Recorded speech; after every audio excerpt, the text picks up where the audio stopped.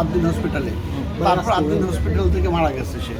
Hotel কর্তৃপক্ষর কাছ থেকে প্রাথমিকভাবে যে তথ্য পাইছি সেটা হচ্ছে গতকালকে ওরা এখানে আসছে তার প্রতিবন্ধী বাচ্চাকে হসপিটাল করার জন্য, চিকিৎসা করার জন্য।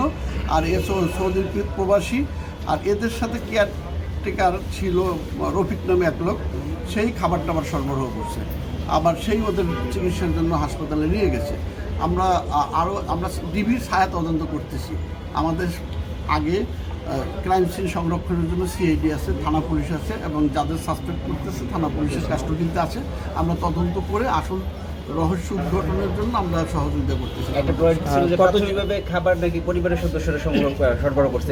হোটেল কর্তৃপক্ষ খাবার দেয়নি, তারা নিজেরা খাবার নিয়ে আসছে, এবং তাদের যে টেক কেয়ার করে যে রফিক, সে হোটেলওয়ালারা জানে যে ও হচ্ছে বাসার কেয়ারটেকার, বাট আমরা আরও তদন্ত পাচ্ছি ও আমাদের রিলেটিভ, ভাইটাই হবে এরকম। হোটেল কর্তৃপক্ষ যে খাবার দেয়নি এটা আপনারা কনফার্ম? এটা যে হোটেল কর্তৃপক্ষ জানালো।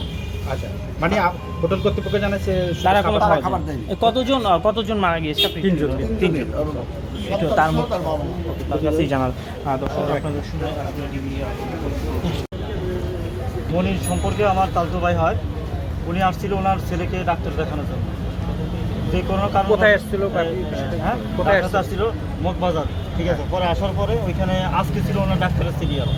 তো উনি কিছু কালকে সন্ধ্যায় হোটেলে উঠছিল। এই হোটেলে ওঠার পরে ওনার সাথে ওনার কেয়ারটেকার ছিল, খাওয়া দাওয়া খাইছে সবাই মিলে। সকালবেলা শুনতে পারলাম যে মনির ভাই অসুস্থ, সে বমি করতেছে, তার ওয়াইফ মারা গেছে। তো স্বাভাবিকভাবে যে কেয়ারটেকার ওনারে ফোন দিয়েছে, উনিও আসছে। আসার পরে হসপিটালে নিয়ে গেছে, তোর ওয়াইফ মারা গেছে। এর আধা ঘন্টা পরে আবার মনির ভাই অসুস্থ হয়ে গেছে। অসুস্থ হওয়ার পরে ওনারে নিয়ে গেছে, উনিও মারা গেছে। ওর পরে ওনার বাচ্চা ছিল একটা প্রতিবন্ধী, উনিও মারা গেছে। আপনার কি হয়? আপনি তার রিলেটিভ? আমি রিলেটিভ না। আচ্ছা, আপনারা কি ধারণা করেছেন বা আসলে এখান থেকে?